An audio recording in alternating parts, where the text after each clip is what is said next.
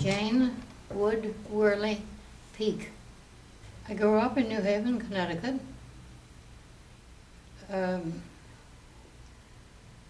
My family rented a house in New Haven, and that's where I grew up. By the time I went to school, we were living in Hamden, which is the next town north of New Haven. My father worked for the El Candy Rubber Company in New Haven, which was owned by the United States Rubber Company. The Depression came along and they closed that factory, and I can remember waiting every day for him to come home. Did he still have a job, or the Depression meant he didn't? When the factory closed, it was sold. My father was sent to the New York office. Almost everybody else lost their jobs, but my father was saved. My mother didn't want to move to New York or even closer to, she liked New Haven. So we stayed in New Haven, and my father took the train down 8 o'clock Monday morning to New York, came back Friday evening. So he was gone all week, but during the week he would have traveled all over the country, maybe all over the world.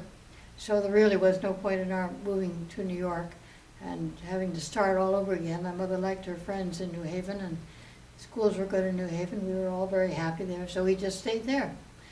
Well, did you have a job or didn't you? Were you going to keep your job? That was the big question. And we waited every night for my dad to come home.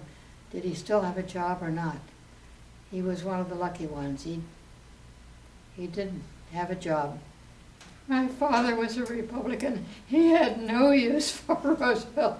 He never said a good word for Roosevelt. He wouldn't listen to any chats or anything that had to do with Roosevelt. I guess a lot of people felt that way, but certainly my father was very, very vocal in his dislike of Franklin Roosevelt.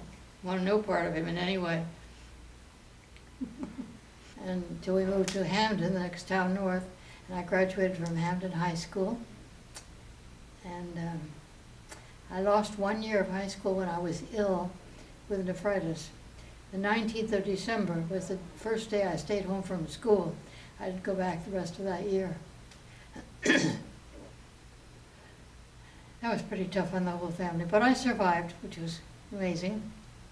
And my mother took me to Arizona. She had a brother who lived in Phoenix, and he had been in Phoenix since the town of Phoenix was first organized, and we stayed there with them for two months, and that climate was marvelous for me. That's when I got well.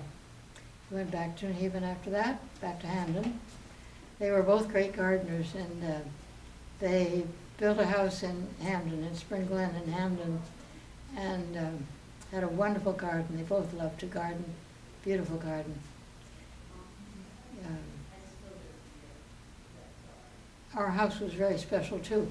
It was designed and built by, his name's gone now, one of the best architects in the country, and he was involved with the remodeling of the White House right here a few years ago.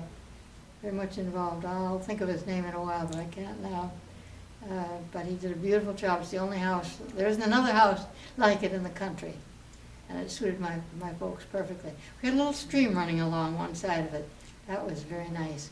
And we'd rented a house on this side, and then when my folks decided to build, they realized, they were looking for a house to buy, realized the lot over here was empty.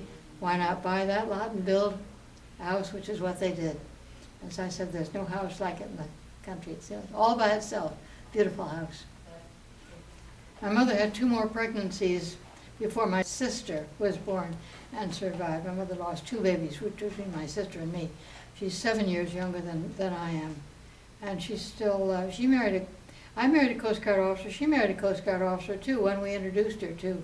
But he died very early on, so she's been a widow a long, long, long time. And she moved back to New Haven, to Hamden, to take care of my folks as they got older. And she did all the housekeeping and all the cooking and so on for them, which was a blessing since I didn't have to worry about it at all, as I traveled around the country with my husband.